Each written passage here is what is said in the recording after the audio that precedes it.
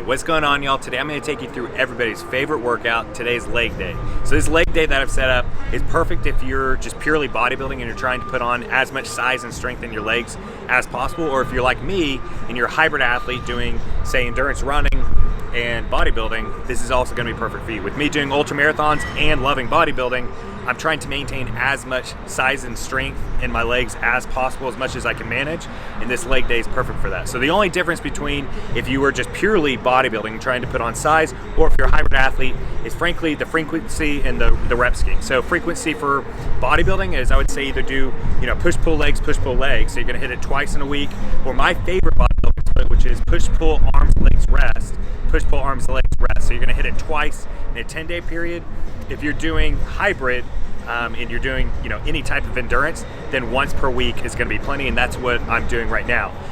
On the rep scheme for bodybuilding is you'd want to be failing in that 8 to 12 rep range. If you're doing endurance, try to fail between 10 and 15. And when I'm saying failing, you're actually going to go to failure. If you have followed my videos in the past, you know that rather than the typical high volume bodybuilding, I prefer high intensity training. So with high volume, let's say you're doing squats, you might have 4 sets of squats where you pyramid up. You might start with your first, start at a little bit lighter weight, try to get 12 reps, and you're going to build up weight to your fourth set, your top set. You'll be failing, in that 7-8 range period. With high intensity training, you do a couple warm-ups, and by warm-up, I'm talking you're building up the weight, but as soon as you hit a rep that you actually start working, it starts actually feeling like you're working, you rack the weight. You're just warming up, and your first true set is your top set. So you're going to have a top set and a back off set.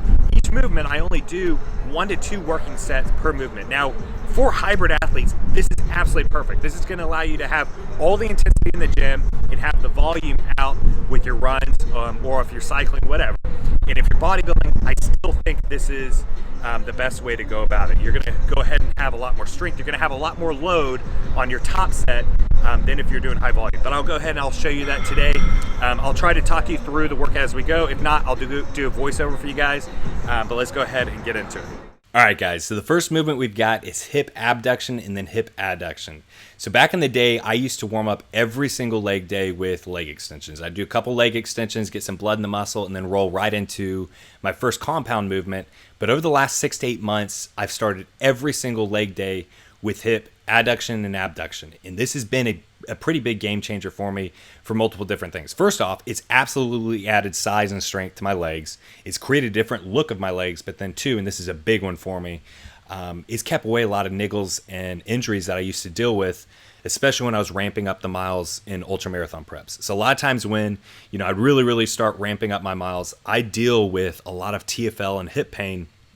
And ever since I started really focusing on abduction in particular, it's really taken away a lot of that TFL pain. So if you're a runner out there, especially in the endurance runner, I'm sure you've had that TFL pain or at least hip pain.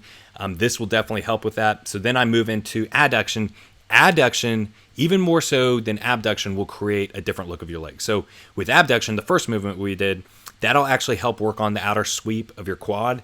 The outer sweep, though, a lot of that is your genetics, but it'll at least help accentuate whatever genetics you've got. With adduction right here, this absolutely will change the look of your legs. Whenever you look at, say, a big bodybuilder front on and you see that their quads, the inside of their quads are touching almost down to their knees, that's from having great adductors. And so that's what this is working right here.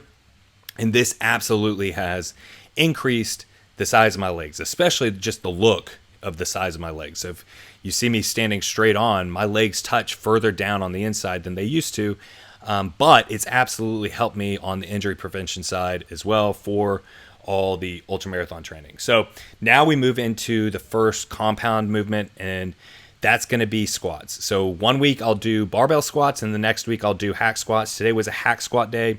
So first off, I go ahead and I'll do warm-up. So with this, I did, I believe, 3 warm-ups today. And that's where I'll literally just put, a plate on, and I'll go ahead and do anywhere from 2 to 8 reps, add another plate, same thing.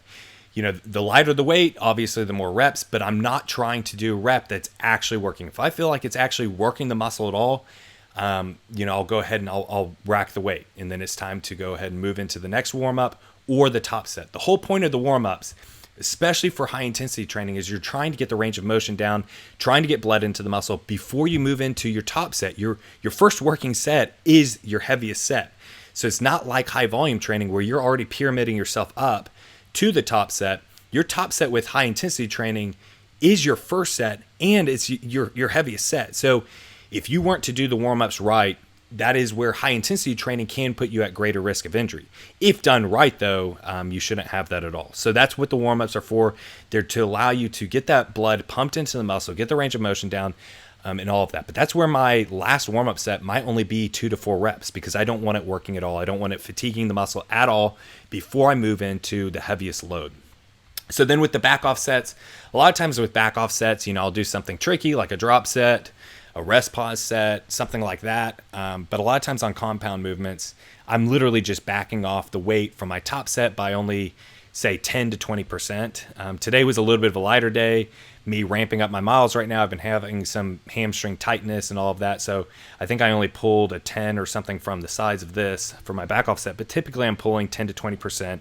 And if you've done your top set right, you should be fatigued to where your back off set, the reps might even go down, even though you've lowered the weight.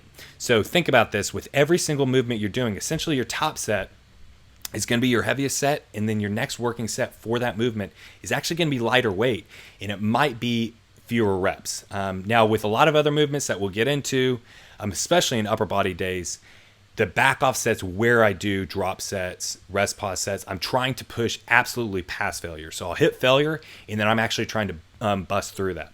So this is our next movement right here. This is leg press, and this right here is my top set. Like I said, today I was a little bit fatigued, but I believe on my back off set, I think I just pulled a plate off. Yeah, I just pulled a plate off. And this is leg press right here. A couple key points with leg press. I see a lot of people, they roll around when they get in it and they have hip or lower back issues. One thing I do before I start any leg press, and frankly, I have a setup for almost every movement I do, especially all the compound movements.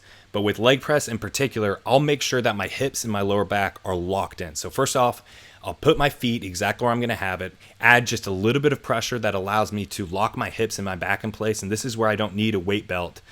Even when I'm doing quite a bit of weight on, say, hack squat or leg press, if you stay locked in, you should be good to go. But I see too many people don't even have a setup at all.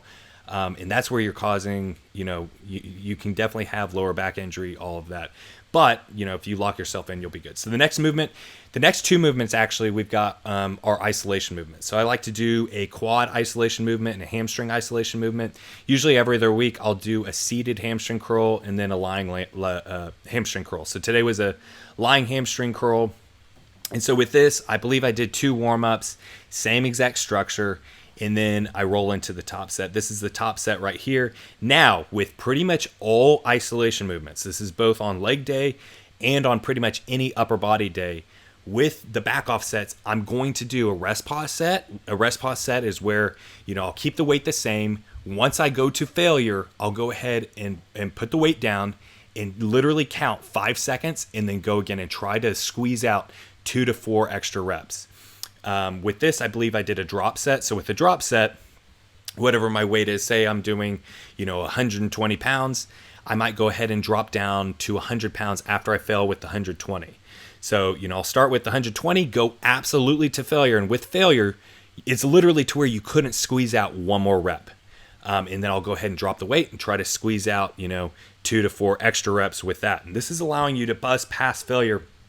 And this is the whole thing with intensity. If you're, 1, going to failure, but then 2, busting past failure with good form, you, 1, absolutely will grow size. You absolutely will increase your strength.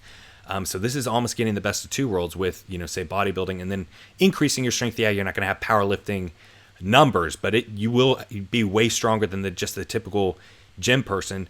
But then 3, this is absolutely the way to go if you are, an endurance athlete trying to, increase size or strength of your muscles while doing endurance, if you're, hybrid. So we move into leg extensions right here. Almost every single leg day, I'll do leg extensions, same thing. I'll go ahead and do 2 to 3 warm-up sets, building up the weight, and then move into a top set, which is my heaviest, and that's where I'm trying to fail between 10 to 15 reps.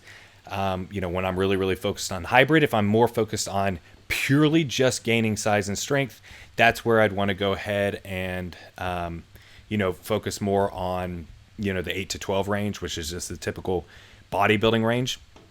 But the top set, go ahead and fail in that range, and then a back off set is the same thing. I did a drop set right here. Sometimes, I'll just do a rest pause set, but typically both hamstring curl and leg extension, I'll actually do a drop set. So then the last movement of the day, this is one that I usually do 2 warm-ups and then 2 working sets. Today I did pretty much just two warm-ups, or even a warm-up and then kind of half of a working set.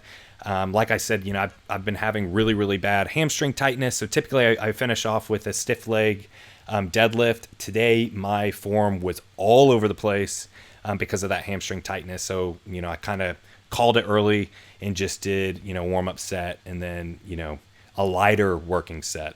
Typically I'll go ahead and add an extra plate than what I did today for my top set. But today I just stuck with 225 and called it a day. But that's my leg day. This is pretty much what I do almost every single time. This was a little bit lighter. Like I said, I'm transitioning back into an ultra marathon prep. So my leg days are going to get, just a little bit lighter. The focus has changed. But, if you're trying to increase size, increase strength, and frankly, if you're even trying to increase your performance in running, this is the way to do it. But I hope you guys enjoyed this video. I'll definitely bring you guys upper body videos soon. I hope you guys enjoyed it. See you guys next time.